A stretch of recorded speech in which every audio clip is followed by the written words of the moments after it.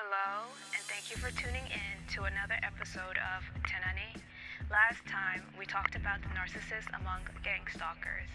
People who are narcissists can engage in criminal activity and feel little to no remorse because they are unwilling to recognize or identify with the feelings and needs of others.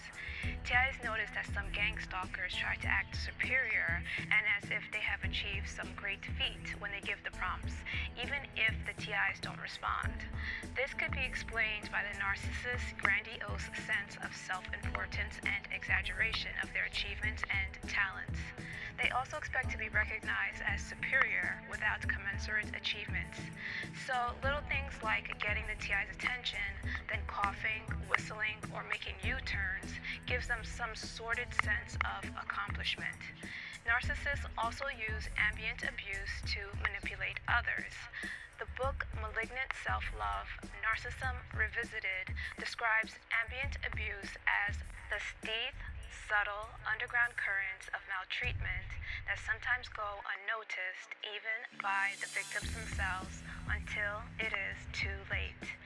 Ambient abuse penetrates and permeates everything, but it is difficult to pinpoint and identify. Then we discussed some of the methods that the perps use to gather information about the TI. The perps use this information to find different ways to sensitize a TI to a certain stimulus, then use it as prompts to get the TI to behave a certain way each time the prompt is used. Blacklisting was discussed because of its similarities to gang stalking. It was noted that although blacklisting was a powerful system of discrimination that destroyed many people's lives, its public run ended and those who participated were held accountable. Finally, TI News shared reports on flash mobs and smart mobs. The flash mobs showed that it was possible to organize a large group of people to engage in organized activities within a short time just by using texts, social networks, emails, and other internet resources.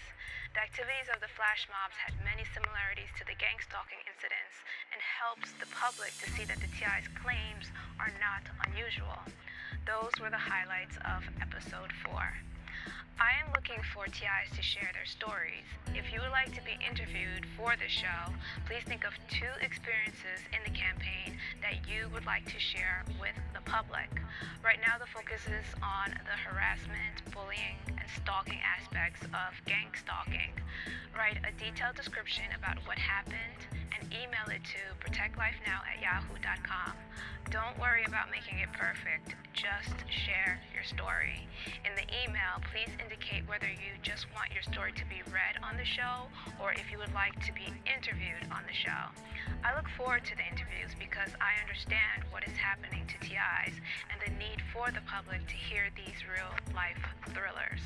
You can also see the Organized Harassment Project's video on Protect Life Now's YouTube channel. You have to type in Protect Life Now, all as one word, to get to the channel. Alright, the vocabulary word for this episode is handlers. Handlers are the managers of the gang stalking units and subunits. A handler oversees the campaigns, directs the street teams, and passes the information on to his or her own handler. Okay, we're ready to go. TIs, it's time to know thy enemy.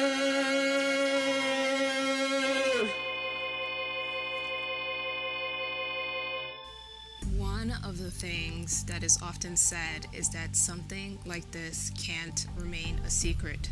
Someone would have said something about it already. In some people's minds, since no one has spoken out about it, they won't believe that it is happening.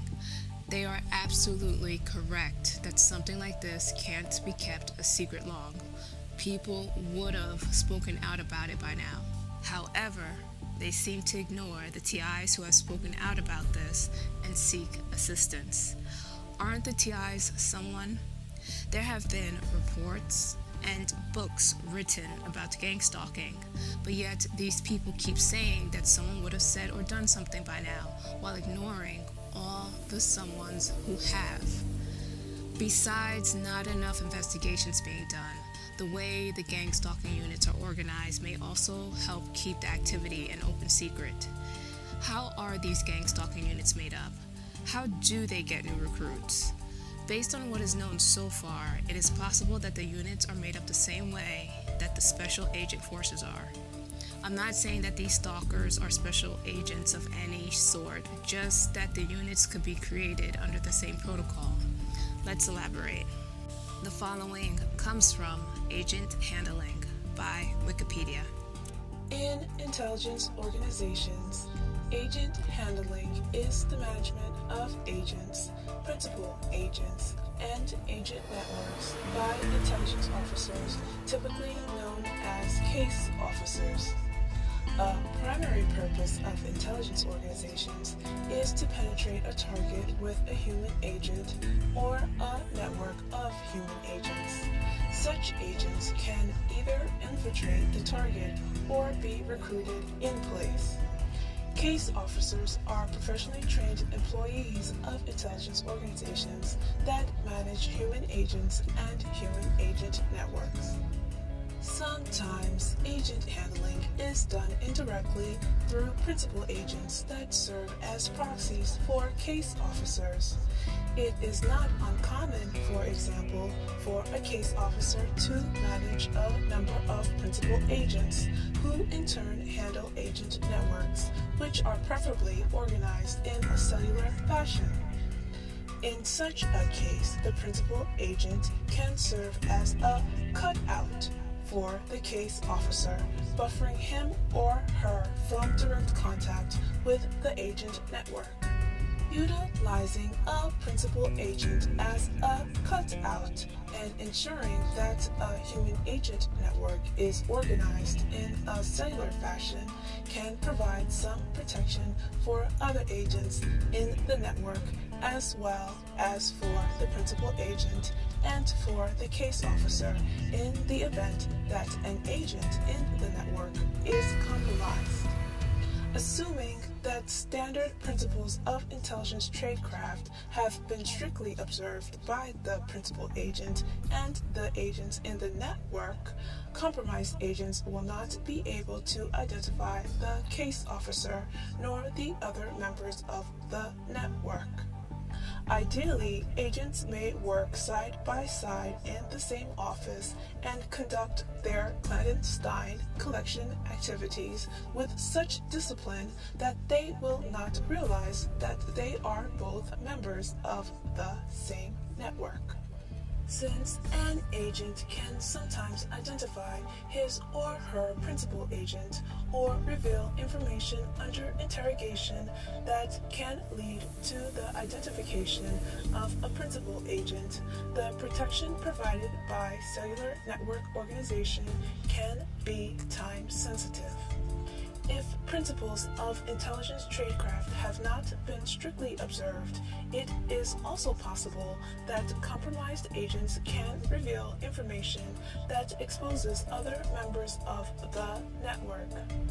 In the real world of espionage, human lapses are very much the norm, and violations of the principle of tradecraft are common. It is for this reason that agents are ideally trained to resist interrogation for a defined period of time. If an agent is able to resist interrogation for a defined period of time, the odds that other members of the network can be alerted to the compromise improve.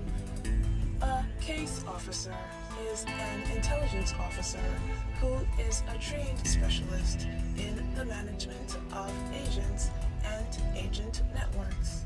Case officers manage human agents and human intelligence networks.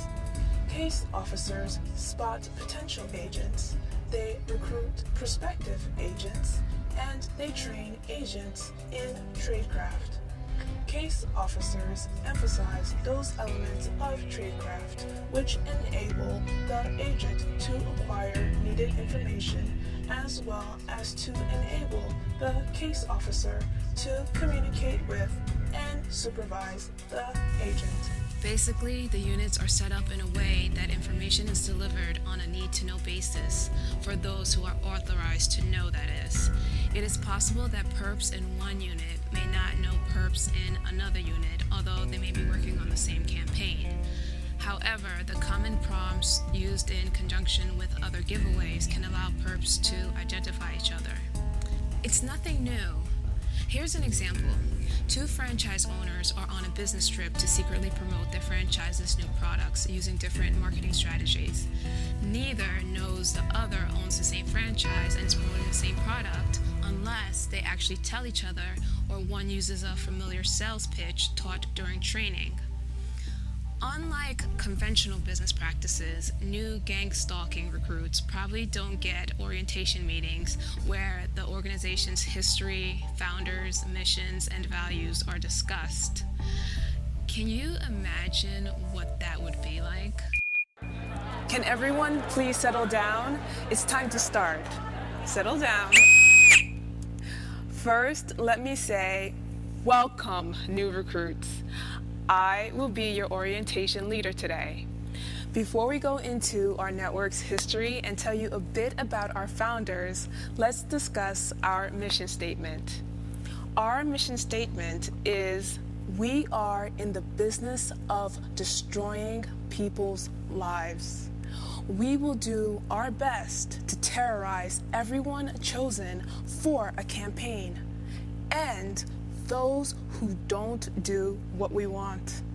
Pretty simple, huh? You have been specially selected to help us achieve our goals because you have the characteristics that fit our network's culture. You're cold-blooded, ruthless, and conniving. You are among the select few who don't care if innocent people get hurt, just as long as you get what you want out of this. Again, welcome.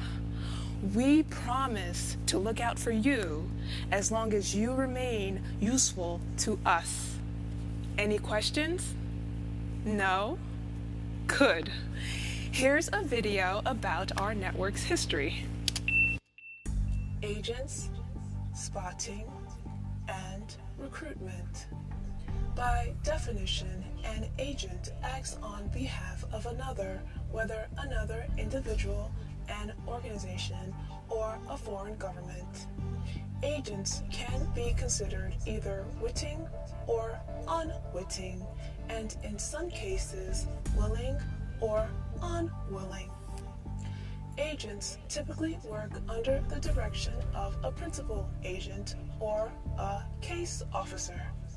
When agents work alone and are not members of an agent network, they are termed singletons. The identification of potential agents is termed agent spotting. Identifying potential agents and investigating the details of their personal and professional lives involves the granular verification of their bona fides. Such activities can include uncovering personal details that leave potential agents vulnerable to coercion, blackmail, and other inducements such as sexual approaches. The recruitment of potential agents is an art form, and it is the raison d'être of the intelligence case officer. Approaches to potential agents can be multitudinous and interminable, and considerable time can pass before the potential agent is suborned or maneuvered into a position where a recruitment pitch can be hazarded. In the beginning, I said no one is safe from being a target, not even a gang stalker. A reason why there have not been many gang stalking whistleblowers is probably because they are subjected to the same scrutiny as the TIs. Recruiting someone is a delicate issue because of the secret nature of this crime, so the case officer has to be certain that the person will say yes by testing the waters and digging up a lot of dirt about the new recruit's life. It doesn't seem as if this is something someone can just get in and out of easily. Since the activities have to remain secret, but the necessary workforce is large, some unwilling or unknowing participants are used. This supply usually comes from the general public, including the TI's friends and family, although some of the people close to the TI may have an idea of what is happening. The gang stalkers will mislead the general public into participating in a campaign. That's one of the things that gives the illusion of omnipresence or make the unit seem bigger than it really is. It's a fragile system that depends on secrecy for its survival. During the last episode, we talked about gang stalkers' similarities to flash mobs, with the main difference being that flash mobs were intended to be good, clean fun, while gang stalking is social terrorism. In an interesting turn of events, the London riots has highlighted how social networks can have a Jekyll and Hyde characteristic. The following comes from How the London Riots Showed Us Two Sides of Social Networking by Peter Bright. Twitter, tool of collective action. Social networking sites have become standard tools in the arsenal of those organizing all kinds of mass action. They offer instant communications and easy ways for groups of like-minded individuals to come together. Systems such as Twitter's hashtags make it easy for ad hoc networks to form around a common interest, act together, and then disband.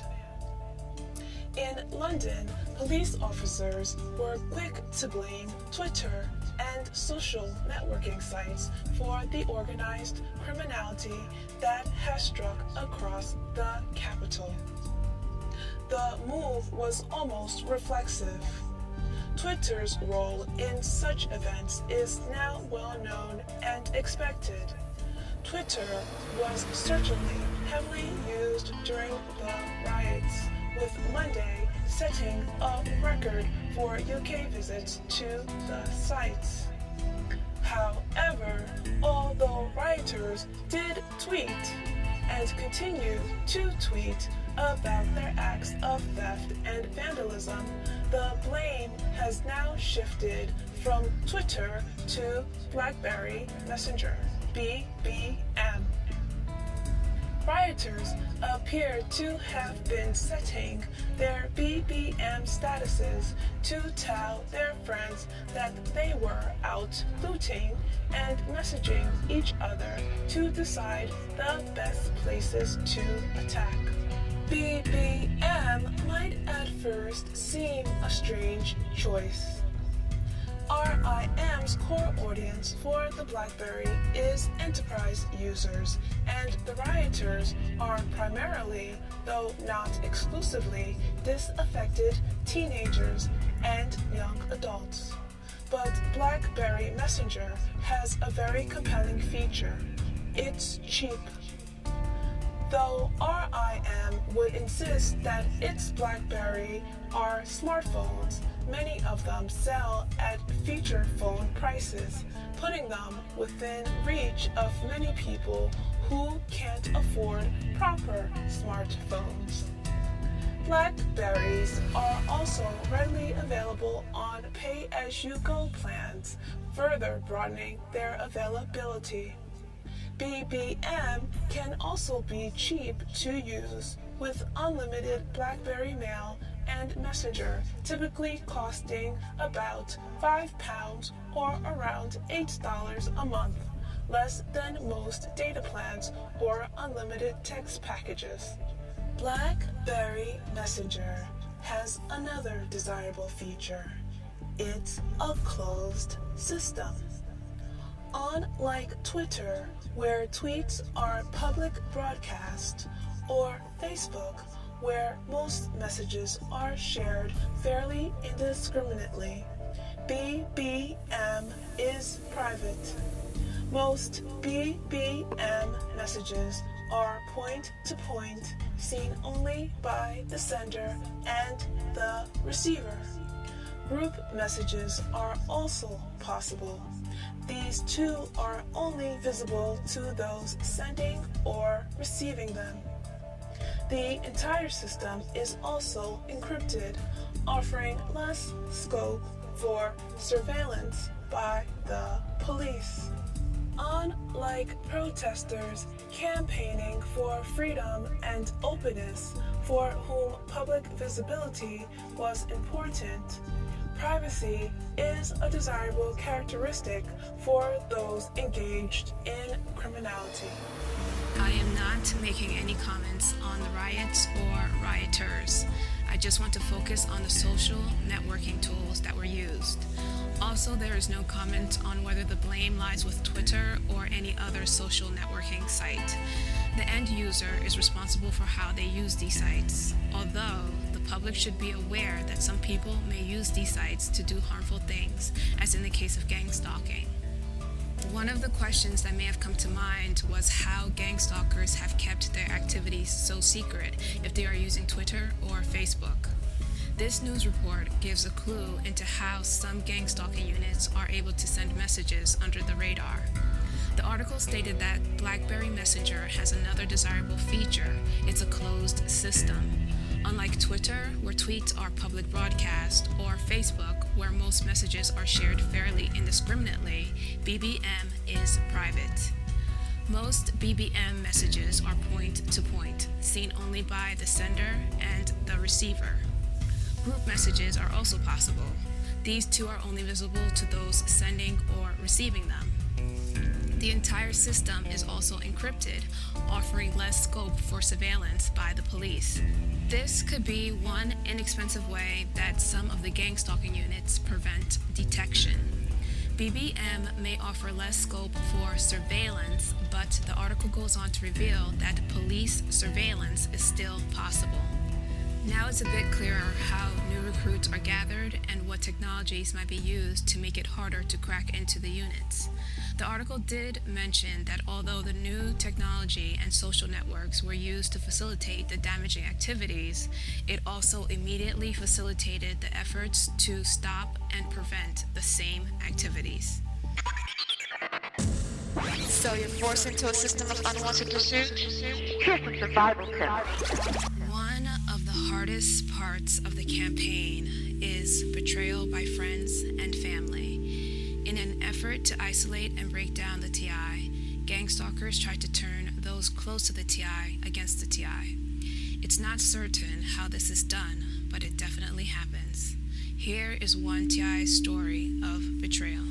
I don't even know where to begin. I was speaking to my cousin one day, and her voice sounded far away. I asked her if her phone was working properly because there was a delay and her voice sounded funny. She told me that it was always like that. I didn't think much of it. Then I asked her what she did all day, and she started to get defensive. I didn't think much of it and joked about her response. She continued to get agitated and asked me why I wanted to know, talked about someone who betrayed her and how she will seek revenge if anyone tries to hurt her. She was acting strange and angry. I didn't know where this was coming from since there was really no reason for her behavior. I excused it, thinking that maybe she was under a lot of stress. But a few days later, I sent her several emails and she didn't respond. This wasn't like her. We haven't spoken since, and I didn't know why. I put it out of my mind and figured it would work itself out. Then there was the girl I also called cousin. Our parents used to be friends, and we knew the same people. Yet, she actually participated in the campaign. So did her mother. She used the prompts and damaged my things when I stayed with her. Her mother knew I was trying to seek help from a certain person and actually went and said negative things about me to that person. Then they boasted about their connection to that person almost as a taunt.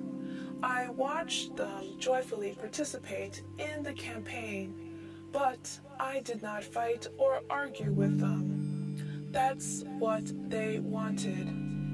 It was both of them, her toddler, and me in the apartment. I knew that they wanted a reason to call the cops, kick me out, or tell people I was crazy. They used the same techniques that the gang stalkers used to try to agitate me. One day, I returned to their home and found my suitcase ripped. I didn't say anything about it. A few days later, the handle on the same suitcase was broken. I asked her about it, and she said that she didn't know anything about it. She told me that her mom was usually in that area of the apartment, but why would her mom break my suitcase? Then she said that it must have been her 1.5-year-old son. There was no way a toddler could have done that kind of damage. I've seen him in action, and he couldn't do that. Sadly, she frequently used her child in the campaign. She taught him to call me auntie, but also showed him the prompts and told him to do it to me. Little kids are not good at being discreet, so it was obvious what was going on. The prompts she taught him were just the simple ones. I felt sorry for the little boy for having a mother like that. What kind of sick parent would actually use their child to drive someone to violence? Did she really care about him? Why would she jeopardize his safety like that? It was nauseating to watch her get as happy when her child used the prompts as she did when he could count to 11 on his own. Her mother's actions were equally as sickening. She acted as if she was such a godly, mature, and honorable woman. Yet, what she did was shameful and immature. She talked about how bad and evil others were while she was actively trying to destroy the life of her old friend's child who never did anything to her. Their part in the campaign was to get me homeless. They did so proudly and seemed to laugh at the prospect of me living on the streets. These are people who I never had any issues with and defended when I could. Another person I knew from childhood was just as bad. I considered her an aunt, and she even had her kids call me their cousin. But she too participated in the campaign, as did her kids and other family members. It was sad to see them come in, use the prompts, and laugh about it. She even invited me to events where other gang stalkers could harass me. She got away with it twice because I didn't know that she would participate in the campaign. But after that, I knew better.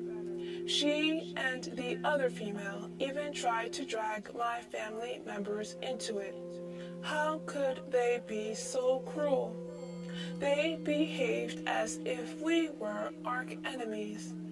I had tried to talk openly to both of them about what was going on without saying it was gang stalking, but they did not want to talk about it.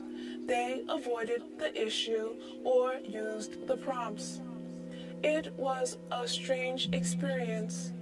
They probably thought that using the kids in the campaign was effective, but it was not.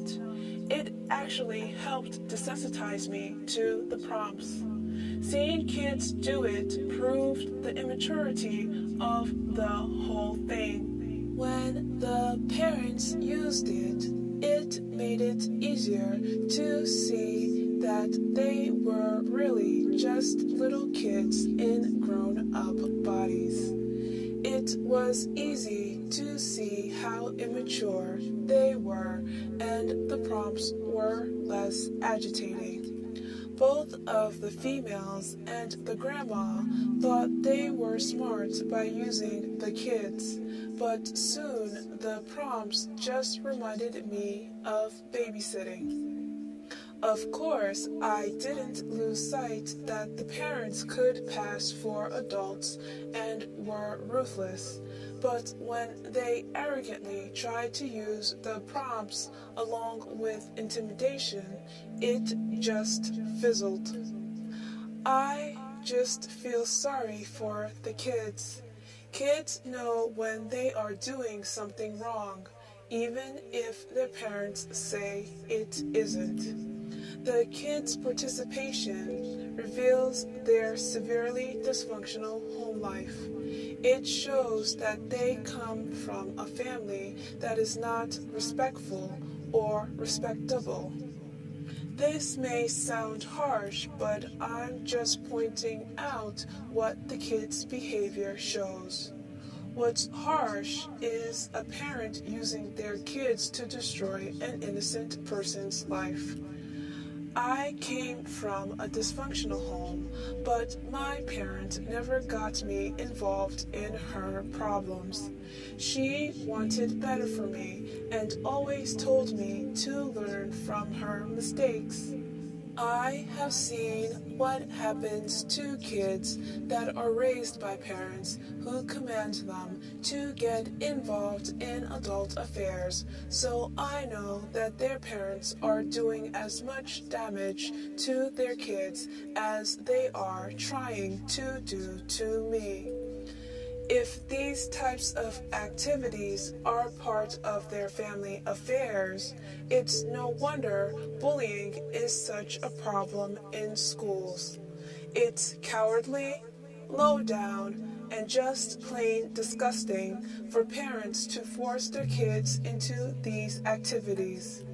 I didn't think that these people that I have known for so long would betray me like this, and it's still hard to digest. But it's not going to break me. I know the truth about them now, and know to be more cautious in the future. I sometimes feel like I can't trust anyone anymore, but realize that I just need to be a better judge of character and not think that someone won't betray me because of seniority or our history together. I was a friend to them, but they weren't friends to me. I was loyal and faithful to them, but they wouldn't do the same for me. I was throwing my pearls to swine. It was a difficult experience, but it made me wiser. It's disturbing to think that parents could use their children in these life-damaging campaigns, but it's not unusual. A great tip in this story is how the TI used the kids' involvement to help desensitize. When kids are used, it takes the edge off because a TI can put the behavior into perspective. So, when the little gang stalkers are using the prompts, a TI can focus on the fact that it's a kid and as an adult, the TI will have the upper hand. It's easy to spot when a kid is misbehaving or being disrespectful. If this is pointed out, the child's parent is expected to correct their behavior. A parent who doesn't will be seen as a bad parent.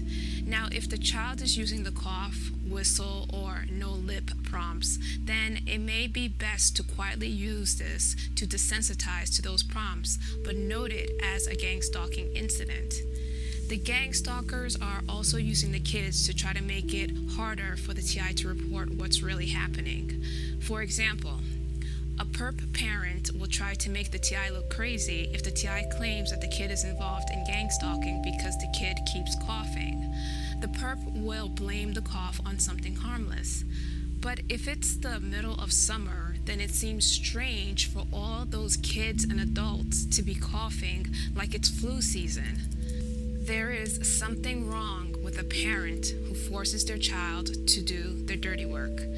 In their quest to break down the TI's self-image, the gang stalkers are sending the message, even our kids won't respect you. Okay, but their kids' behavior is reflective on them, not the TI.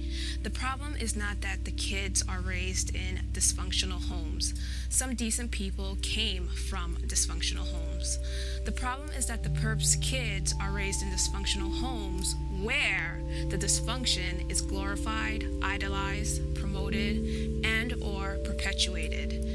In the perp's inner circle, it is probably acceptable for kids to go around trying to intimidate and provoke innocent adults, but they know that is frowned upon by the majority. That's why they have to do it covertly. Even if a TI has been highly sensitized to the prompts and has been agitated by the use of kids in the campaign, it is still possible to start using the kids' involvement to desensitize. Listen to the previous TI's account again to help figure out some ways. In TI News, I will present a report about a mother who teamed up with her daughter to cyberbully her neighbor's daughter. She was friends with the girl's parents, but her actions drove the girl to commit suicide. In the case of former friends being capable of life-threatening and or life-damaging betrayal, another report about a whistleblower cop whose former colleagues stalked him and tried to lock him up in a psych ward will be presented. Right now, let's get some tips on how to deal with betrayal. The following comes from Betrayal, When Someone You Love Betrays You by Crystal Kuhn. It is bad enough when a stranger or foe betrays you, but when it is someone you believed to be a close and trusted friend, partner, or spouse, it is especially hurtful. It might feel like you were taken advantage of, deceived, humiliated, despised, cheated, or stabbed in the back. Oftentimes, it comes as a surprise. That is why it is so painful. You would not expect to be hurt so badly from someone you thought you could trust. So you are left in disbelief and unbelievable pain. Anyone who has experienced betrayal in a relationship knows how difficult it is to recover from such an experience. The person you thought you could trust and count on is no longer the person you believe them to be. So you wonder what happened. Were you just wrong about them all along, or did something change? Maybe your relationship changed, and so did their loyalty to you. Maybe something in either or both of your lives has changed, and they became insensitive to you. Or maybe you both grew apart and in different directions. There are many reasons that cause people to betray one another. Sometimes they are very deliberate and intended to hurt the other person. And sometimes they are consequences of choices that are made with no intention of doing any harm to anyone. Looking out for one's best interest can cause some people to disregard relationships they once valued. They may feel the relationship is in the way or not as important anymore. Feelings change, and as the feelings change, so do one's actions and choices.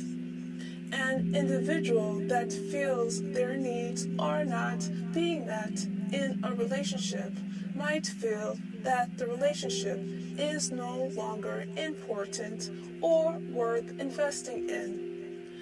Therefore, they might seek to get their needs met elsewhere. This changes the relationship. Eventually, it grows apart and opportunities for betrayal emerge. Betrayal is a destructive force that leaves many ruins in its path. Betrayal changes everything. Relationships and all those affected will never be the same again. The damage done can be irreparable. Trust is lost. Wounds run deep. Anger persists. Hearts are broken. Self-protective walls are erected. Pain is long and lasting. And we wonder, can trust ever be restored? Do wounds ever heal? Will anger cease to exist? Can hearts be repaired? Will the self-protective walls ever come down? Does the pain ever go away? Not only does betrayal change relationships, it changes individuals. Something happens inside of them.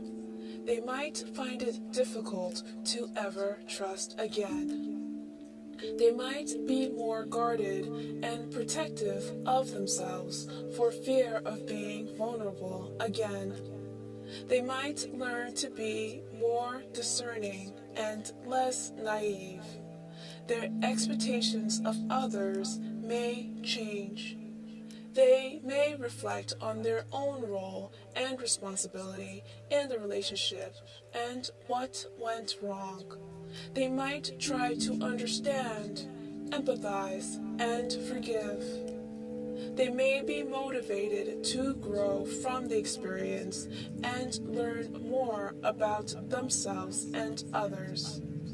The pain of betrayal is very real and has a significant impact on the lives of all those who have experienced it. It is one of those painful life experiences that have the power to change people's hearts and lives forever. If you have ever been betrayed, you cannot change what has happened to you or make the pain go away. You need time to grieve and feel angry. You need time to be comforted and encouraged. You also need time to restore your faith in yourself and others. Betrayal hurts, and there is no fast and easy way to heal from its effects. It takes more than time. It takes a heart that will not harden. It takes a commitment to believe in others again. Relationships do change as a result of betrayal, but ultimately, how it changes you is what matters most. The following comes from Betrayal of Trust by Dr. Mary Grisham. A break in trust first causes us to doubt our own abilities and perceptions.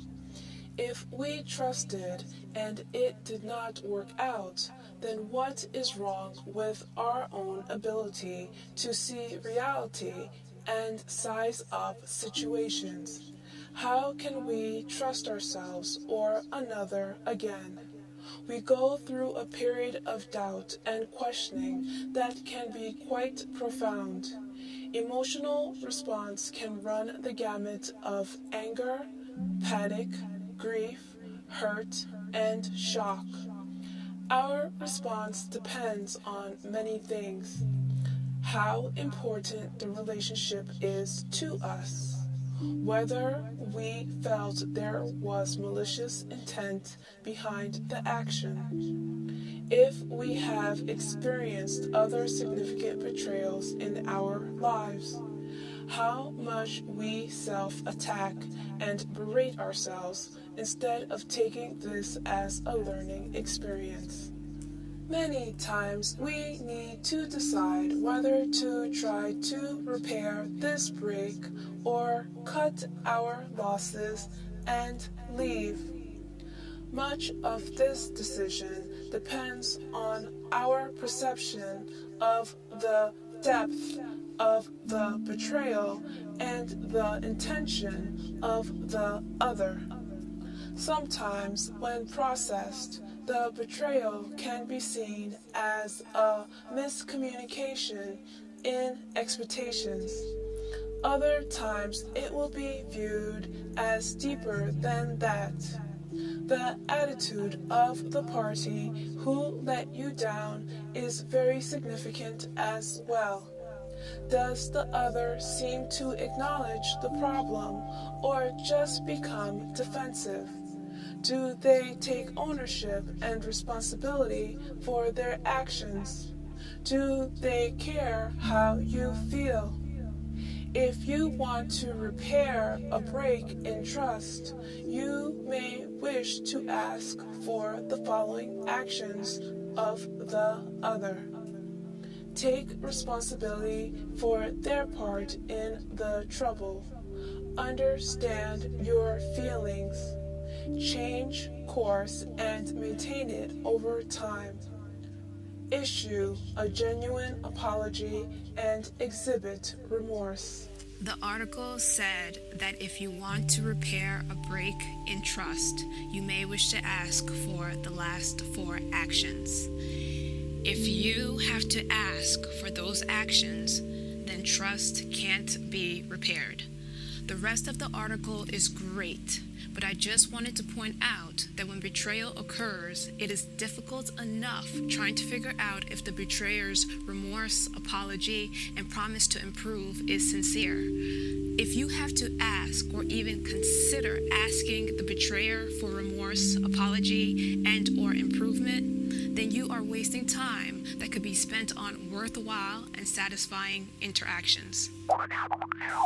The following comes from Betrayal of Trust, How to Let Go and Move On When Someone You Trusted Burns You Bad by Mike Hardcastle. Know that things can never go back to the way they once were, and keep your eyes wide open for future betrayals. The sad reality is that once trust has been damaged, it can't simply go back to the way it once was, no matter how much both parties may want it to. People who do not value trust enough to respect it in the first place, more often than not, continue that pattern in the future. This doesn't mean that it is a waste of time trying to rebuild trust. It just means that the new trust has to be different. Call it a more mature trust. While trusting a person who has hurt you isn't impossible, it will never be the same kind of wide-eyed trust we give to people when we first let them in. This is is not really a bad thing, even though it may seem like a loss. Seeing people for who they really are rather than through rose-colored lenses can be a healthy thing. So, when you decide to try to give trust a second chance, just know that you will be more sensitive to the prospect of another betrayal and forgive yourself if doubt seeps in without real reason. If a TI thinks that those who are close and trusted may be participating in the campaign, don't confront or try to get the person back on your side right away. Chances are they will continue betraying you and may use this as a chance to get you to react the way that the gang stalkers want. It may be hard, but you have to consider those who betrayed you as perps and treat them as such. If they are participating in the campaign, they probably are not doting on the good times you shared. Don't beg or plead with them. At this point, they will only take advantage of you. Try to get out of there and away from them as soon as possible. Try not to let your emotions take over. Don't let them push your buttons. Remember to treat them as perps now. You can't just get into an argument with them and work it out later when you both calm down like old times. The relationship has changed, and for your own safety, you must admit that. You don't have to accept it right away, but admit it quickly and keep a safe distance. Most likely, they will use the things you say and or do against you. Too many TIs have learned that the hard way when they find those close to them supporting the effort to have them committed, arrested, or provoking them to violence. The betrayer may or may not change their position later, but as for now, just protect yourself. The betrayer has to make the decision to improve. However, that would mean completely admitting and accepting responsibility for their betrayal. Unfortunately, some betrayers may have difficulty admitting and taking responsibility for betrayals. You can't do that for them. They have to do it for themselves. When dealing with betrayal, the victim may be pressured to forgive. The idea is that forgiving will help the pain go away faster. If the offender is pressuring you to forgive quickly, it is probably to ease his or her own conscience and get things back to the way they were. But does the victim really want things to go back to the way they were? Because the way things were was that the victim trusted the offender, who comfortably betrayed while pretending to be true. Ignorance is bliss to those who benefit from it. The only person benefiting from the victim's ignorance is the offender, who gets to do his or her dirt in peace, while the victim had to suppress the discomforting sense that something was wrong. So forgive when you are ready. If you do it too quickly, then you are betraying yourself. Forgiving quickly is not what is going to help the victim heal. While finding ways to heal, a TI should consider completely admitting to the betrayal, holding the betrayer accountable, embracing the uncomfortable feelings caused by the betrayal, and expressing those feelings effectively and thoroughly in some way that will help the TI heal and eventually sincerely forgive. Although the betrayals are real, keep in mind that they are also part of the campaign's goal to break the TI down. TIs may have to endure life-threatening and life-damaging betrayal, so it's completely understandable if they aren't forgiving right off the bat. It is important that a TI remembers to effectively manage the anger that comes with the betrayal so that it can't be used in cumulative anger tactics. Try it and send your feedback to ProtectLifeNow@yahoo.com. Now it's time for FYI, essential information for TIs. Everyone should choose their friends wisely, but a TI must be extra cautious about who they consider a friend. Currently, there is no foolproof method of telling if someone is or will be a true friend. However, there are ways that can help you make more careful choices. You're about to receive some information on how to handle that right now. The following comes from When Friendship Hurts, How to Deal with Friends Who Betray, Abandon, or Wound You by Dr. Jan Yeager. There is no crystal ball to predict that a particular friend will turn out to be a reliable, positive relationship in your life, or by contrast, that a negative association will cause you emotional distress or worse.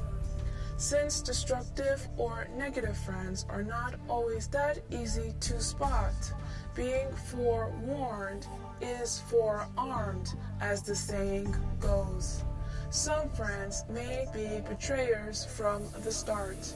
Others may turn into betrayers because of what's going on in their lives or because of changes in their personality. Sometimes you need to consider what your friend is really like within the context of all the behaviors. I can't emphasize enough that you need to consider the root cause. Here, excerpted from Chapter 2 in When Friendship Hurts, are 6 traits to consider that could pose a problem in friendship. You may even recognize yourself in one or more of these types. 1. The promise breaker. This friend constantly disappoints you or breaks promises, most likely because she herself was constantly disappointed during her formative years. Your friend is unable to stop herself from repeating that pattern. It is an annoying but comfortable pattern for your friend, and without psychological help, it may be hard for her or him to alter this pattern. You could abandon the friend and the friendship, or you could find a way to detach yourself by lowering your expectations for this friendship. If she promises to do something for you, even to meet you for a cup of coffee, you can say, sure, but protect yourself by knowing in the back of your mind that this friend 9 times out of 10 is going to cancel on you. Although your friend may always have been this way, she may have also recently acquired this trait because of something she is going through right now. If a friend who has always been there for you through thick and thin has only recently become less reliable, you might want to cut her some slack. You have to decide if this is a lifelong trait that will be hard or impossible to change, a temporary condition that will be short-lived, or something, if it does continue indefinitely, that you are willing to accept and handle. One way to try to change the promise breaker is to help her to understand the consequences of your ignored pledges. Perhaps you have been keeping your disappointments about this to yourself. Try telling her how it makes you feel. Of course, I understand that you're not in the mood to drive over, but I was really looking forward to our visit. Perhaps she is unaware that this is a pattern rather than an isolated incident. Yes, of course I understand, but do you realize this is the 4th time in as many weeks that you have backed out on something you promised to do with me? If you want to continue your friendship with the promise breaker, make sure you reconfirm any plans at least once, or even right before you are supposed to meet. If you have a cell phone or beeper, make sure your friend is able to contact you, so at least you won't be left waiting if, once again, she cancels a meeting. Have a backup for any promise your friend makes. At least if the promise breaker disappoints you again, you won't be as inconvenienced by it. The next time she promises something, try saying, "Yeah, right." When she gets angry at your sarcasm, explain that you are simply pointing out her habit of breaking her promises. Then reframe it in a more positive vein by saying, "Prove me wrong. This time, keep your promise." Once a TI is aware of the campaign, the first thing most want to do is rally support and tell a close friend. But a TI must realize that the campaign may have been going on for a while, and gang stalkers generally use more obvious tactics to make the TI aware of the campaign when they think that they've got the upper hand. This could mean that certain people close to the TI have been enlisted.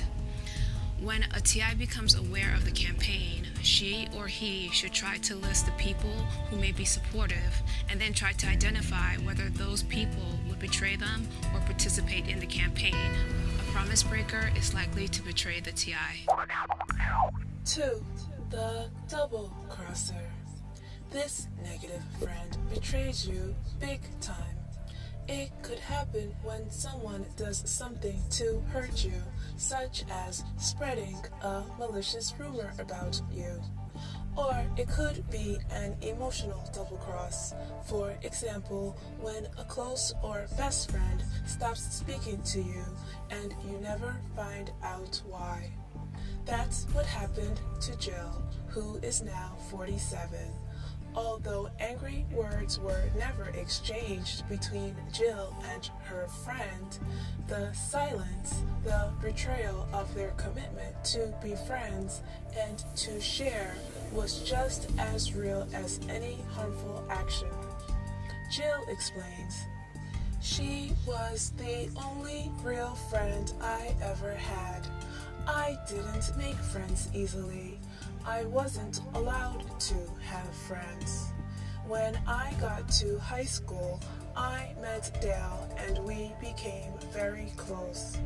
The one time I ran away, I ran to her house. It was a very special friendship. We went to nursing school together. Then one day she met another girl. About a week later, she stopped speaking to me. I'd call her. She'd hang up on me. I'd write to her. She'd return the letters unopened.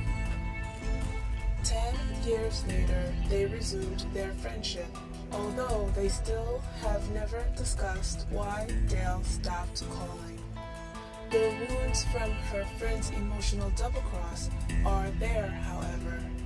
We're close friends, but not as close, Jill explains. But then she qualifies her description of her friendship with Dale as close.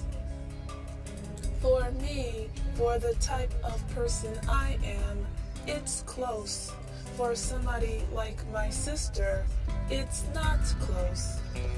The double cross could be something even more concrete, like the betrayal experienced by 43-year-old Susan, a homemaker.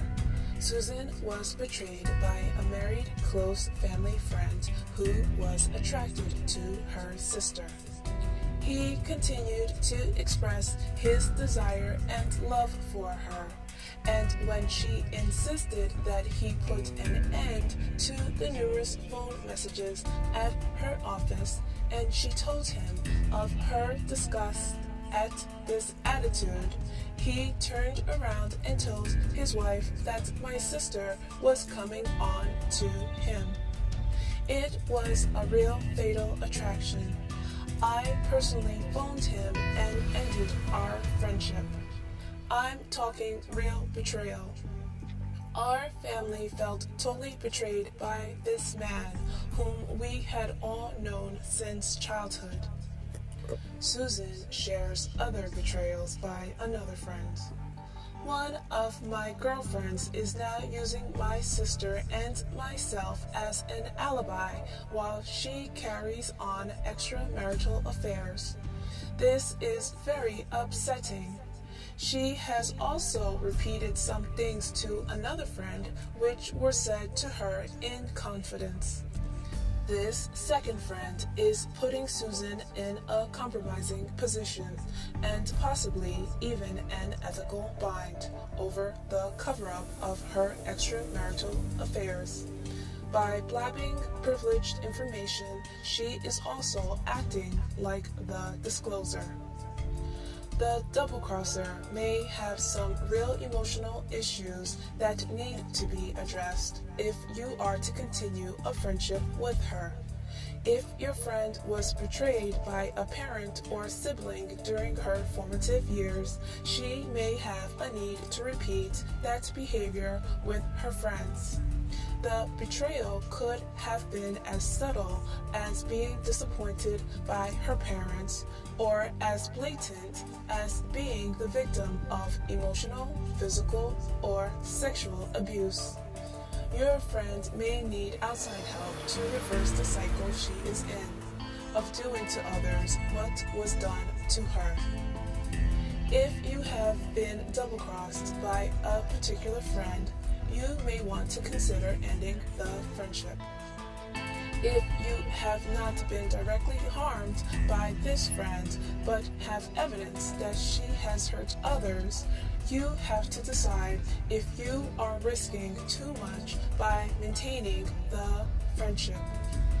If you decide to walk away from this friendship, do it in a low-key way that avoids incurring the wrath of the double-crosser.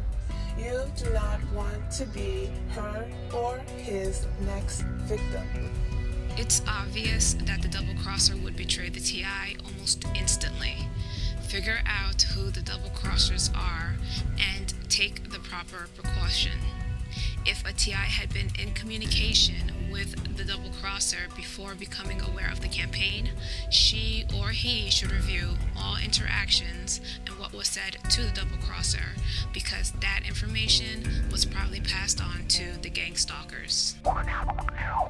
3. The self-absorbed. Certainly, the self-absorbed is a tamer type of negative friend than the risk-taker. Still, especially over the long haul, a friend who does not make the time to listen to you will eat away at your self-esteem. For you to feel good about yourself and for your friendship to thrive, you have to be more than a sounding board. The self-absorbed does not care. She listens to you only because she is waiting to speak. Self-absorbed chatter is a way of covering up an inability to tolerate silence, which some, especially those who have intimacy problems, may find excruciating. You may ask your friend to try to become more aware that she is talking non-stop and about herself when it's really a nervous habit designed to fill up the time and space. Could your friend learn to relax more? Enjoy silence? Learn how to ask questions so that you don't feel like a dumping ground. Once again, is this a trait your friend is aware of and choosing to ignore? Or is she unaware of it, but once aware of it, she will be capable of changing it? If change is not possible, is there enough that is positive about this friendship that you are willing to continue it, even if it is decidedly lopsided? Perhaps in a gentle and non-offensive way, you could ask the self-absorbed friend if she seems to notice that the give and take is unequal, that she shares more about her life than you get to share about yours. With the self-absorbed friend, you might want to plan an activity to share that minimizes this problem, such as playing tennis, going to the movies, or taking a class. You might want to carefully consider sitting next to the self-absorbed on a 5-hour train ride or having lengthy meals together, just the two of you. As with the one-upper, whose profile revolves around excessive jealousy, involving more friends with the self-absorbed might help to offset her nervousness as well as create some additional air times that will even out the balance of power. The self-absorbed is extremely self-interested, which opens up the possibility for betrayal. Whether or not they will participate or betray a TI depends on what's in it for them or if it has a negative consequence on them. For the disclosure, when you say to this friend, "This is just between us," she nods her head, but unfortunately, that promise will last only as long as it takes her to get to her phone or email. Although there should be an assumption of confidentiality and trust between friends, this friend can't help herself. Telling this person a secret makes her feel vulnerable and uncomfortable. Like the game Hot Potato, she has to pass the hot secret along to someone else in order to relieve the anxiety knowing the secret made her feel. There are also some disclosers who simply have a big mouth. If someone you know has this personality trait, avoid telling her your innermost secret unless you don't mind if it's shared with the world. This friend quickly gets a reputation for being a gossip.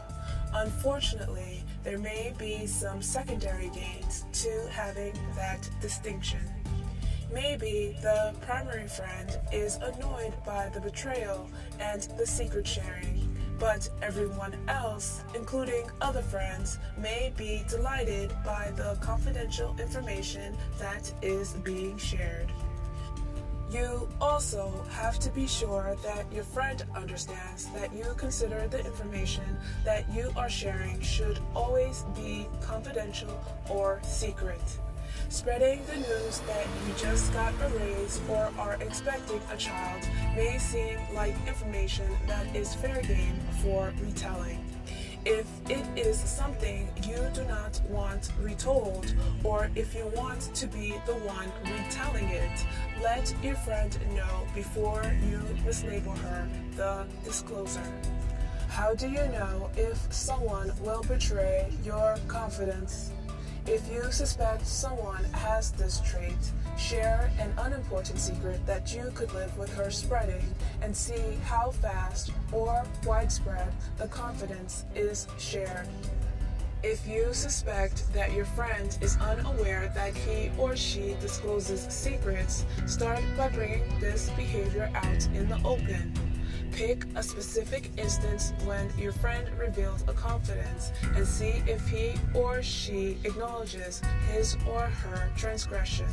Does he or she apologize? Does he or she deny doing it? Does he or she ask your forgiveness, explaining that he or she was unaware the information was privileged? If you suspect your friend is incapable of changing this pattern and you want to maintain the friendship, protect yourself by being more careful about exactly what information you share. You might also want to reconsider the level of intimacy for this friendship.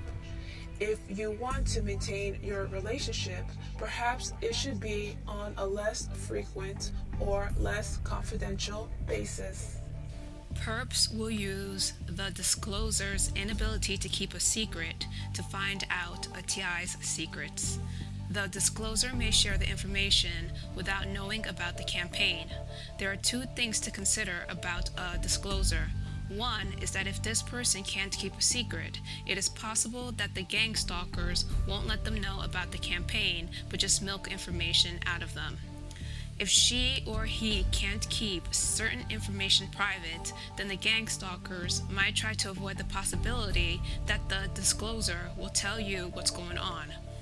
The discloser may know what's going on and decide to give information about you anyway, keeping their involvement a secret because it's their secret. Most people who easily spill other people's secret don't have any problems keeping their own really personal information hidden. What they think should remain private may differ from what other people think. Remember that there may be people who fall into more than one of these categories. For example, if a discloser is also a double-crosser, you know that everything they know about you will be revealed to the gang stalkers, and they will be very active in the campaign. Whether or not the discloser will betray you is secondary to you keeping a safe distance and being very careful what private information you share. 5. The competitor. A little bit of competition is healthy and to be expected. An appropriate amount of competition will motivate and stimulate. But too much competition between friends starts to destroy the friendship. One of the primary ingredients in a positive friendship is that one or both friends feel that they can be themselves and that they don't have to put on airs or impress one another. Competition implies a race in which one wins and the other loses. Those conditions are quite the opposite of what someone typically expects in a positive friendship, especially a close or best one. Friends who are competitors probably compete in every area of their lives and find it difficult or impossible to ease up even when it comes to close or best friends. They may compete at work, at school, and even in community affairs. They may be in competition with their spouses or romantic partners, or even with their parents or their children. The competitor may find this distinctive personality trait hard or impossible to change or eradicate.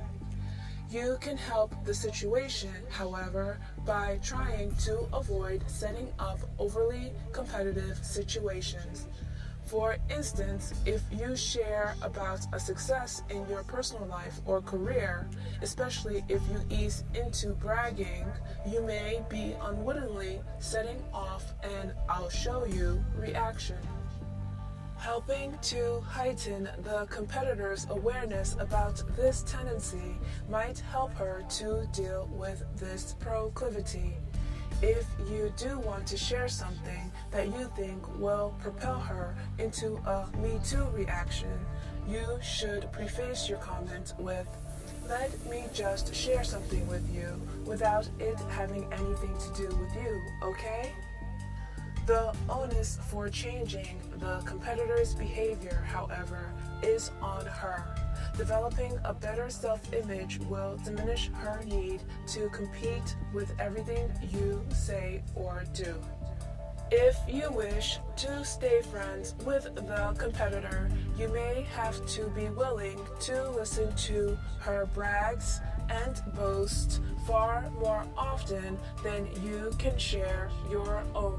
If the competitor is really a Brutus, as in, et tu, Brute? A TI better watch out, because this person's competitiveness will take over and won't stop until they win or definitely lose. But the competitor will do everything to win. The competitor will fight for the team that he or she chooses. If a person is overly competitive, even when there is no conflict, then there is a high chance for betrayal. This person might want to see you torn down, especially if they believe you are more successful or possess something they feel they lack. Notice that it isn't whether or not you are really more successful or think you are more successful. It's all based on their perception. So although you may feel that your competitive friend is equally or even more successful than you, or that they have other admirable attributes that compensate if they are less successful, it doesn't matter. If they think that you are prettier, smarter, have more money, have better relationships, are more popular, have more confidence, etc., they will try to beat you. Some will participate in the campaign or betray you for those reasons alone. 6.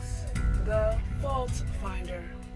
Nothing you do, say, or wear is good enough for this overly critical friend. The fault finder was probably raised by extremely judgmental parents who were also rearing equally hypercritical siblings. Being criticized during her formative years laid the groundwork for an overly critical adult. It's a hard trait to reverse, and your friend may even be unaware that she is so critical or that it annoys and upsets you so much. Before labeling this type of friendship as hopelessly destructive, you might want to see if your friend could recognize this excessively derogatory behavior and, with time and help, change that orientation. Otherwise, you may decide that you just have to accept this trait in your friend and realize that it reflects on her, not on you or your friendship. If you value this friend and want to try to maintain the friendship despite the fault finder's criticisms, try sharing with him or her how his or her behavior makes you feel. I know you like me, and I know you may not even mean to make me feel bad, but when you find fault in everything I say or do, it makes me feel bad about myself. He or she might get defensive, even saying it's your problem, not his or hers. But if you emphasize how the fault finder's behavior impacts on you, it might help him or her to reassess what he or she is saying or doing without having to be right. Furthermore, by sharing how it makes you feel, you may be less resentful if you decide you are willing to put up with the fault finder. However, if you are at your wit's end and willing to try one more thing before calling it quits, try finding fault with the fault finder. Those who criticize and find fault are often unable to take it from others. If you do criticize the fault finder, it may break the spell of negativity that is now allowing this friend to say and do anything toward you. When the shoe is on the other foot, she may suddenly have an aha awareness of what it feels like to others. But beware. The fault finder might cut off your friendship forever rather than deal with your criticisms or even try to understand the larger message you are trying to convey. The fault finder will betray you and find ways to blame you for the whole thing. This person may be aware of the campaign and say that you must have done something to deserve it. A TI who discovers that a fault finder has betrayed them shouldn't bother trying to prove to this person that it was a wrong decision. Just keep a safe distance. This book is a really helpful guide for identifying current friendships that have gone wrong and potential friendships that may be harmful. It can also apply to family, colleagues, and associates, even though those may not be classified as friends.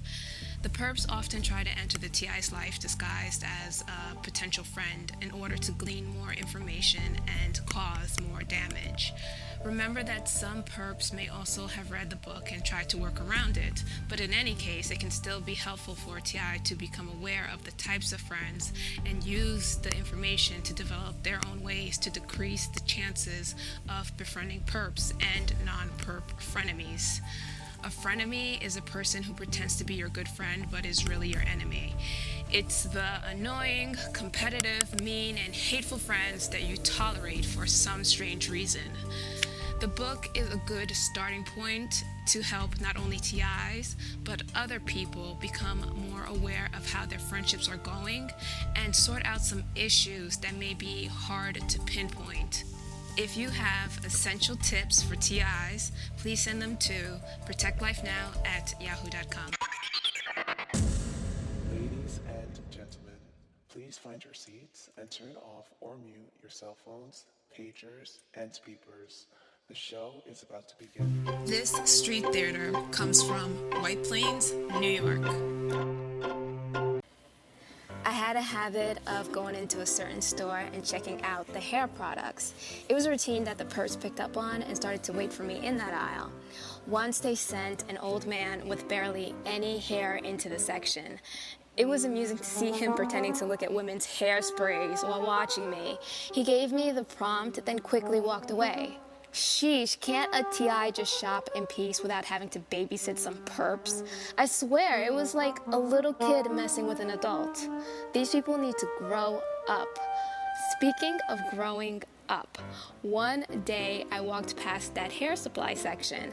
One of the perps saw that I didn't go in that aisle like I usually do, but she was so intent on going through with her plans that she called after me. She chased me down and said hi to me. I didn't realize she was a perp yet, but she told me that she was an old friend of mine from childhood. I asked her how she recognized me, and she said I looked the same. Get this, I was wearing sunglasses and a hat, plus I had beelined past the aisle where she was lurking. Furthermore, this chick probably hadn't seen me since high school. There was no way she could have recognized me that quickly. So I'm thinking, stalker. And I told her that I didn't know who she was. She started to give the prompt while insisting that I knew her. What did she think that was going to do? It didn't make me recognize her as an old friend, but it did make me recognize her as a gang stalker. I repeated that I didn't know her, and I walked away before she could embarrass herself anymore. I looked her up, and she did look like someone I knew a long time ago. Man, if that was really her, then I am disappointed. The girl she claimed to be wasn't a good friend of mine, but I thought she was better than that. I expected that girl to become some educated, mature, and successful woman. I expected so much from her. I thought that she would be doing big things. But instead, she was chasing down former classmates and wagging her tongue like some rabid dog. What a shame. How does someone drop from being most likely to succeed to being most likely to stalk?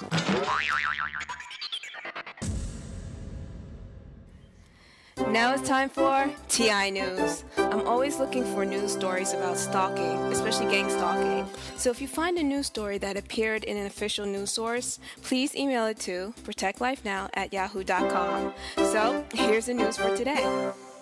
This news report comes from Oprah Tears Over Baby and Backstab by Corinne Steinler and Todd Venecia.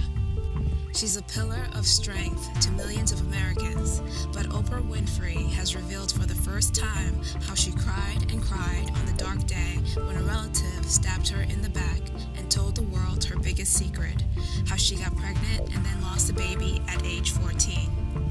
Oprah called it the ultimate betrayal when the unnamed family member sold the tale to the National Enquirer for $19,000 in 1990. She had struggled for years to keep anyone from learning of her teen pregnancy because she was so ashamed. Only my family and closest friends knew, she wrote in this month's issue of her magazine, Oh. I would tell no one until I felt safe enough to share my dark past, the years I was sexually abused from age 10 to 14, my resulting promiscuity as a teenager, and finally, at age 14, my becoming pregnant. I was so ashamed I hid the pregnancy until my swollen ankles and belly gave me away. The baby died in the hospital weeks later. Oprah Oprah said that after the pregnancy, she feared she would be kicked out of school for being promiscuous. Later, she feared it would hurt her career. I carried the secret into my future, always afraid that if anyone discovered what had happened, they too would expel me from their lives. The timing of the article comes just as Oprah is being criticized for a show on Missouri kidnap victim Shawn Hornbeck. Some experts and critics were upset because Oprah had asked the parents of Hornbeck, a 15-year-old who was held captive for more than 4 years, whether they thought he was sexually molested, and they said yes. Oprah's new essay is framed to fit the theme of the issue, My First. While some of her celebrity pals mused about their first job or first broken heart, Oprah wrote about her first betrayal. She said that after the story of her teen pregnancy was revealed, she was inconsolable. I took to my bed and cried for 3 days, she wrote. I felt devastated, wounded, betrayed.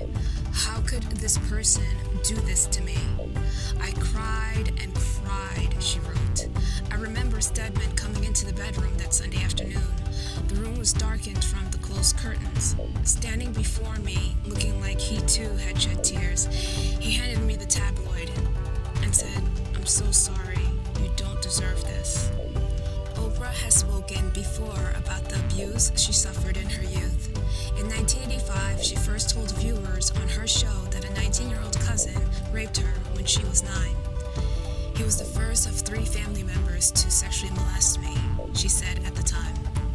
This week's article, however, is the first time Oprah had ever detailed how she felt about getting pregnant as a teen and how she felt about being ratted out by a loved one. Last November, during a show on teen pregnancy, she mentioned her own pregnancy briefly to give a message to her teen guest. My father said to me at that time what I'm going to say to you. What you have done is in the past, and you alone get to determine what your future will be, she said. Writing for O magazine about her shame, Oprah recalled, I imagined that every person on the street was going to point their finger at me and scream, pregnant at 14, you wicked girl, expelled. No one said a word though, not strangers, not even people I knew. I was shocked. Nobody treated me differently. For 20 years, I had been expecting a reaction that never came, she wrote. And I soon realized that having the secret out was liberating. What I learned for sure was that holding the shame was the greatest burden of all. This isn't a gang stalking case. It's just an article about betrayal by family members. It's an inspiring article to remind TIs that there is life after betrayal from those whom you loved and cared about. Even the amazing Oprah had to face this horrible betrayal at a bad time. A time when her family members should have been supporting and protecting her. But the courageous Oprah was able to weather the storm, and it made her stronger in the end. She still thrived and continued her success. That $19,000 doesn't seem so sweet after the betrayal is revealed. The betraying family member lost something more than that money, something that no amount of money could buy back. When someone betrays an innocent person, especially for money or new alliances, they always lose. 2 reasons. 1, their new alliance is aware of the betrayer's lack of integrity and character. The new alliance won't make the mistake of trusting the person and will probably just use the betrayer. It is unlikely that a solid, true alliance can develop from a connection that starts off like this, because the new alliance must realize that if this person can betray an innocent, trusting friend or family member, it is likely that they too will get betrayed. The second reason is that the betrayer can be bought. The betrayer's loyalty is up for sale and probably has to be maintained at a cost. That's not a friendship even deceivers desire. So, for all the TIs and everyone else that was innocent and betrayed, the betrayers have done the most harm to themselves.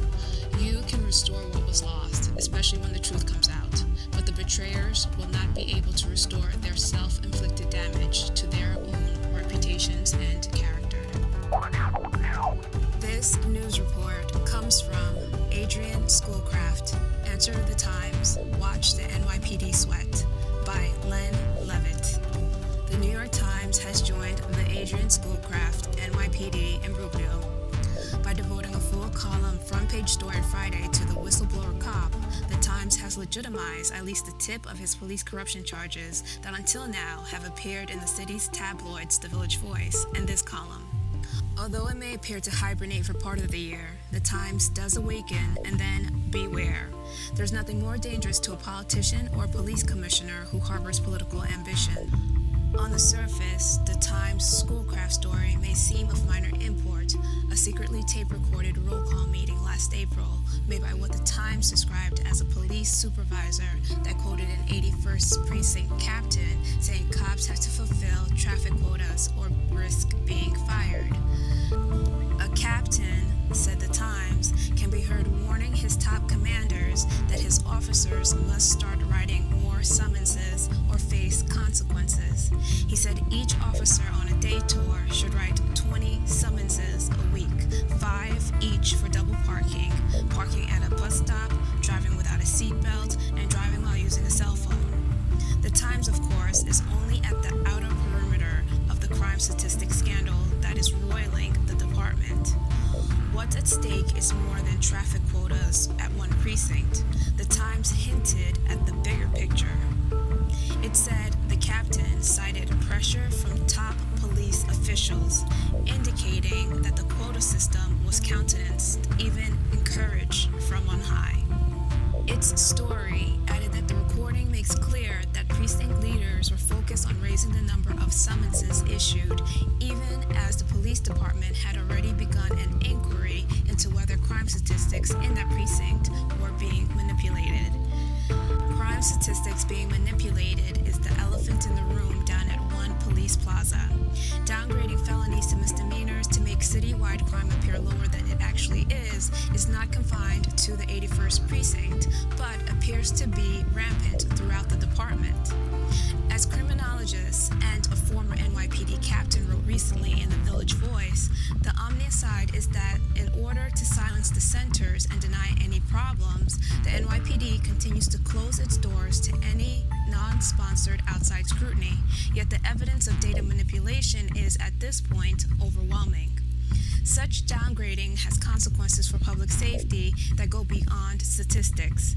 As The Voice reported, police in Upper Manhattan downgraded the complaint of rapes to misdemeanor assaults, which meant that the detectives weren't aware that a pervert was on the loose until a half a dozen women were attacked.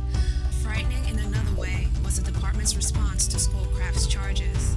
A police posse led by a deputy burst into Schoolcraft's apartment and dragged him against his will to Jamaica Hospital, where he was kept in a psych ward for 6 days. Retaliation for his corruption charges, his lawyer maintains. When Schoolcraft subsequently fled the city and moved upstate, the department pursued him, treating him like a fugitive.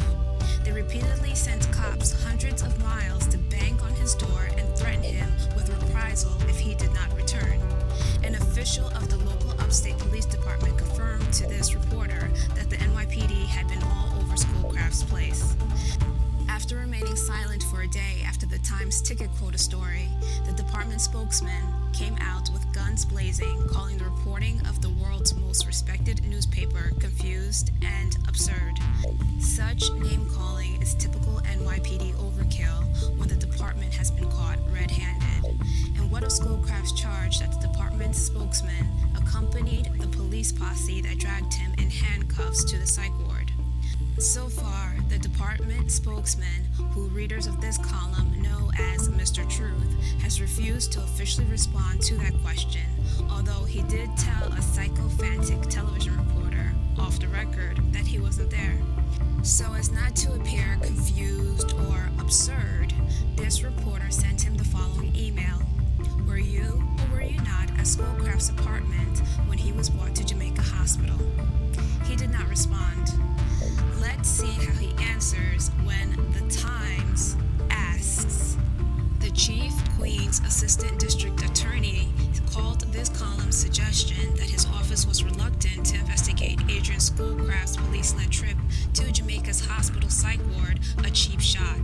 The Chief Queen's Assistant District Attorney pointed out that to begin an investigation into the incident, he needed Schoolcraft's cooperation. He He said that he would produce his medical records and he never produced them.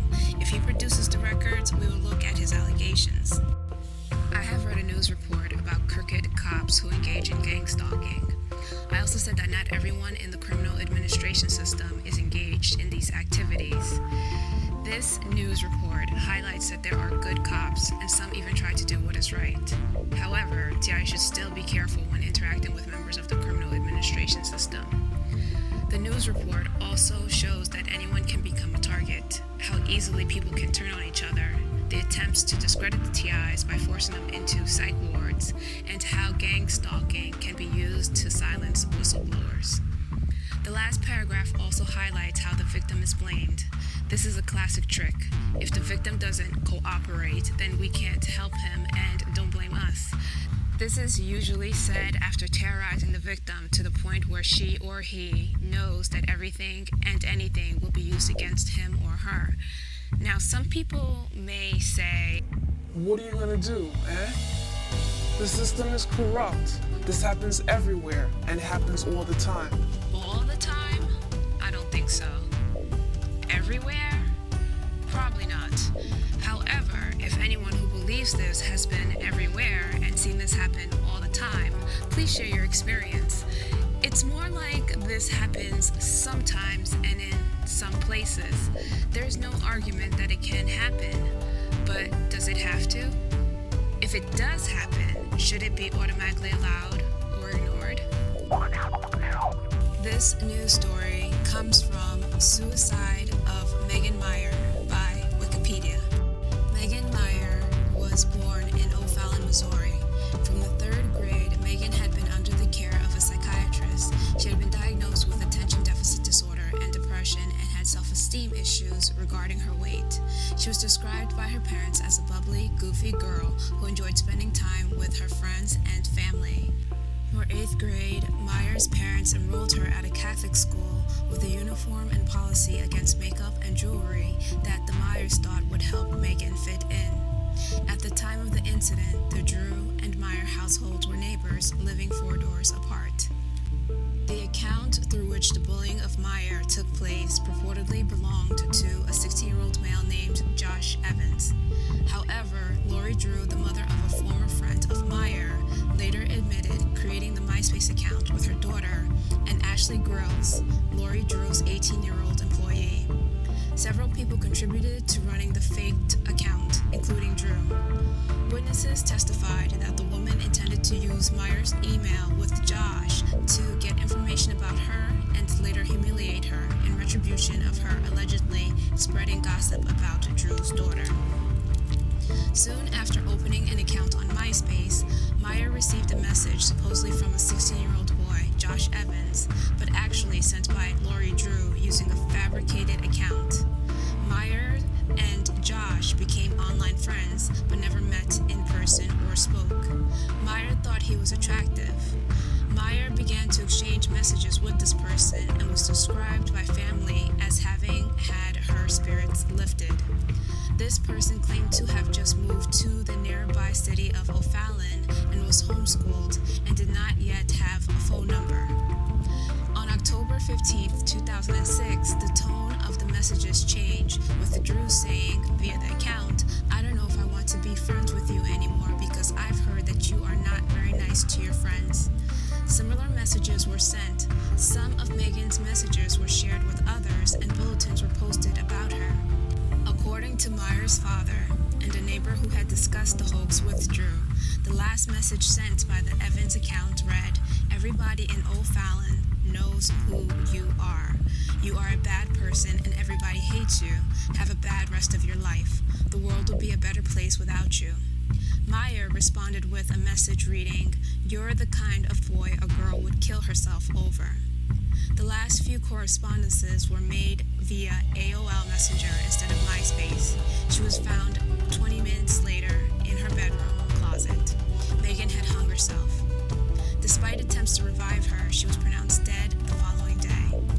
6 weeks after her death, Megan Meyer's parents were informed that the mother of one of their daughter's friends, with whom Meyers had a falling out, had created the Josh Evans account. The parents, Lori Drew, who created the fake accounts,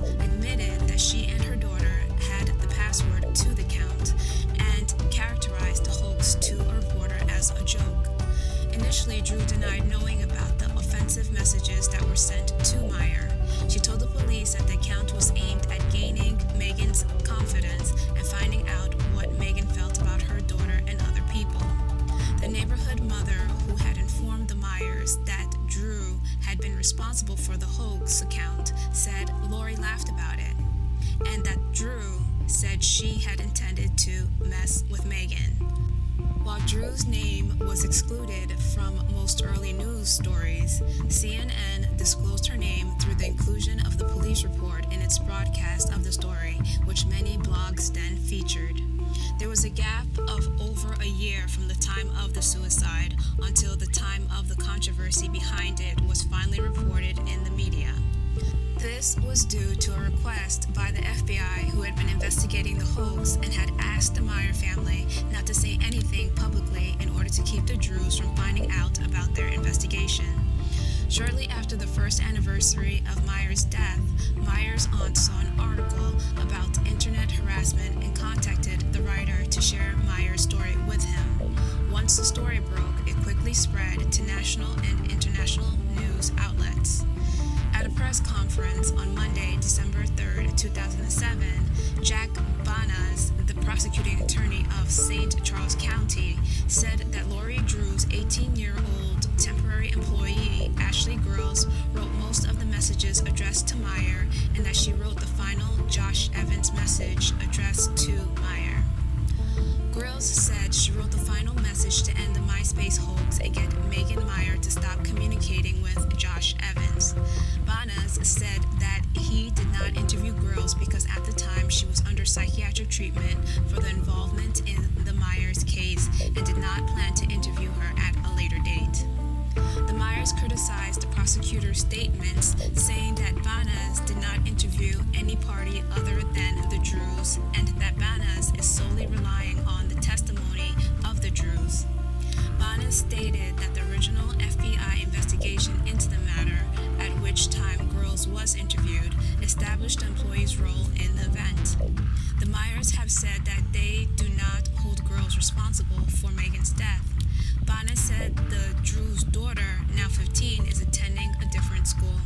He said Lori Drew was fearful of telling him where her daughter lives.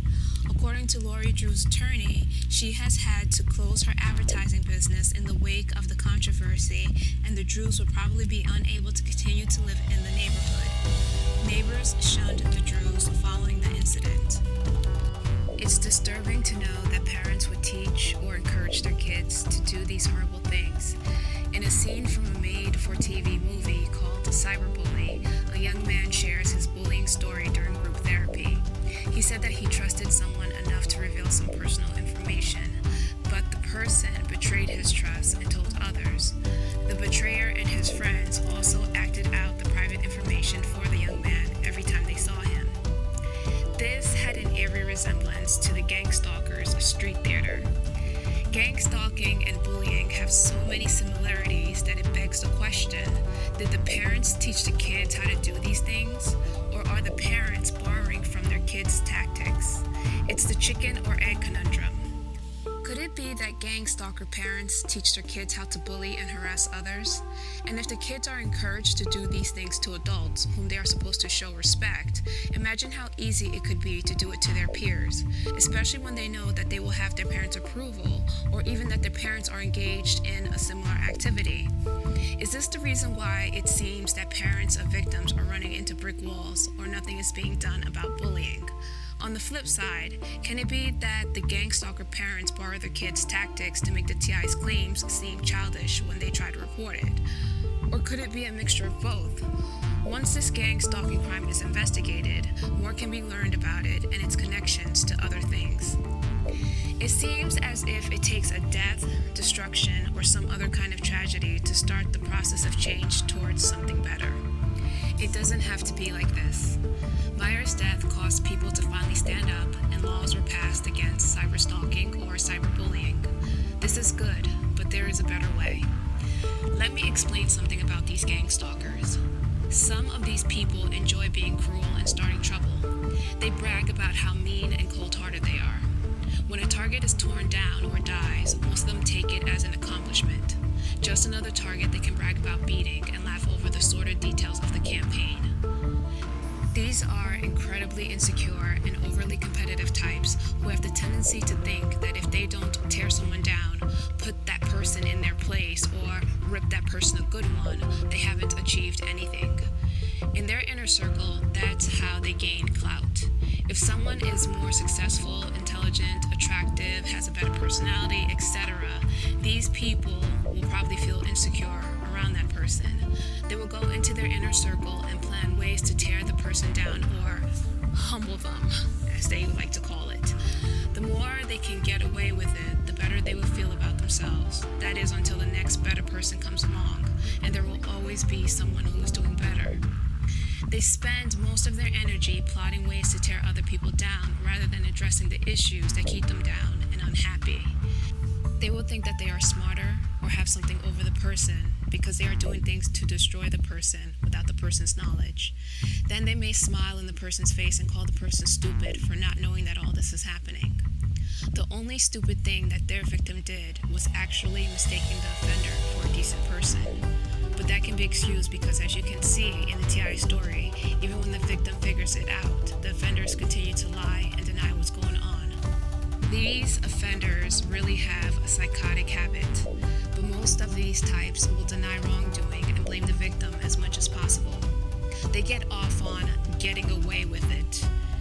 If they apologize, most of the time it's insincere. They usually aren't sorry it happened, but they are sorry they got caught. So waiting on these offenders to change is what perpetuates the problems. Change occurs when the audience finally stands up, when the bystander finally helps. Now that doesn't mean it's going to be smooth sailing. Too many victims and bystanders think that once they support the change, everything will fall into place by itself. Unfortunately, that is a naive idea that has stopped progress in its tracks. It's time to admit that progressive change isn't a one-time deal. It requires maintenance and practice until it becomes society's good habits. Offenders want to make it seem as if it's easier to live their way, but it also takes a lot of maintenance and practice to maintain a negative environment. It looks effortless because the offenders have been doing this for a while. As you can see from the TI accounts and this news story, some bullies and gang stalkers are born into it.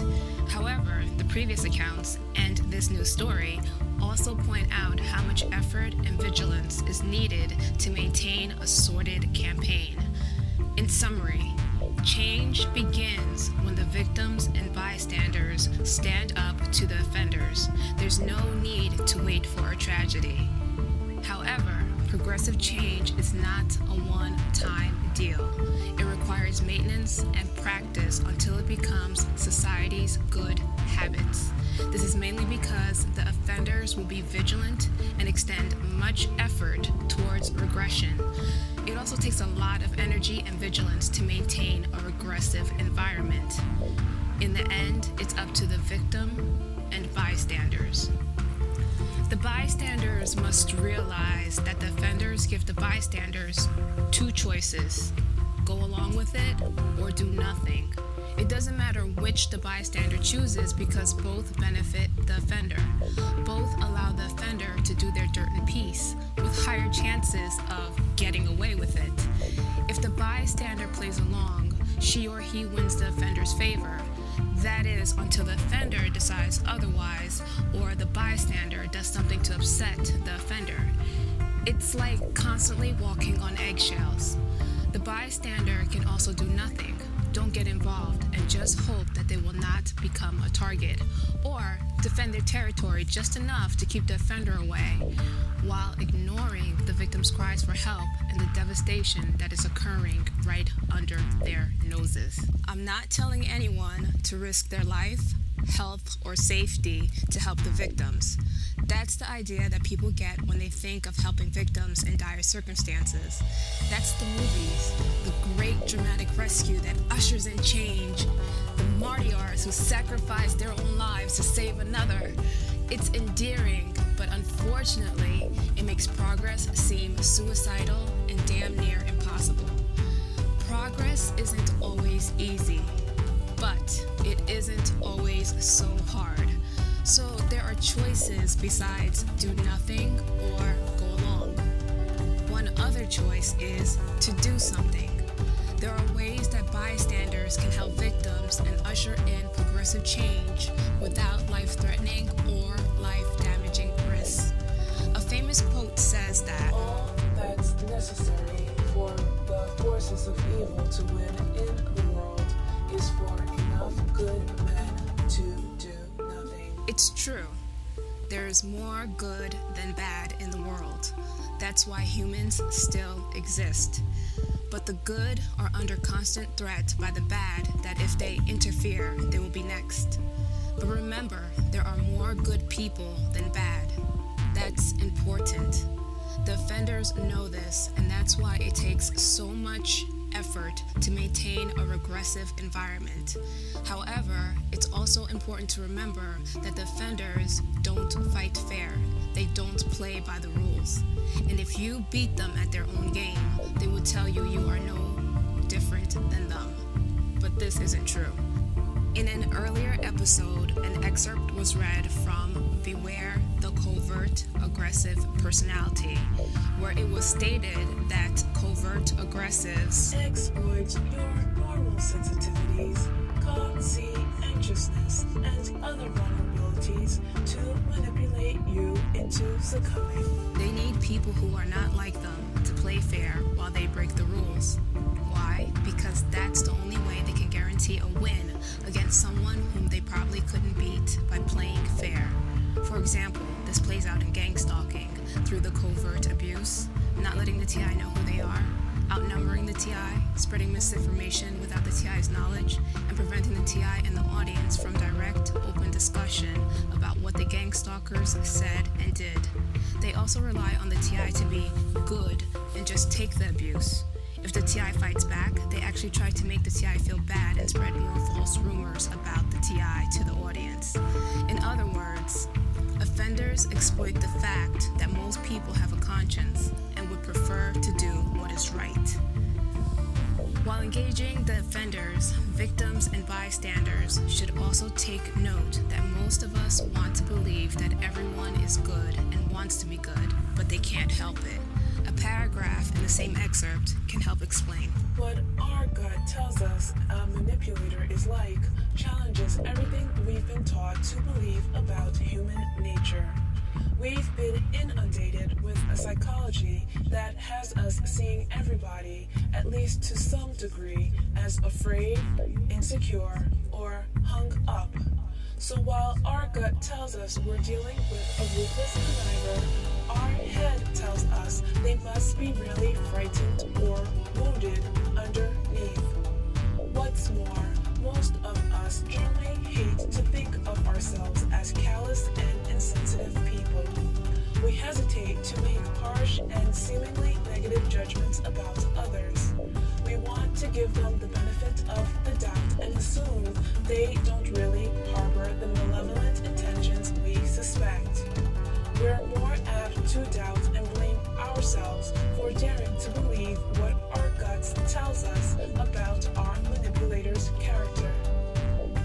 While from a certain perspective, we might say someone engaging in these behaviors is defending their ego from any sense of shame or guilt, it's important to realize that at the same time the aggressor is exhibiting these behaviors, he is not primarily defending or attempting to prevent some internally painful event from occurring, but rather fighting to maintain position, gain power, and to remove any obstacles, both internal and external, in the way of getting what he wants.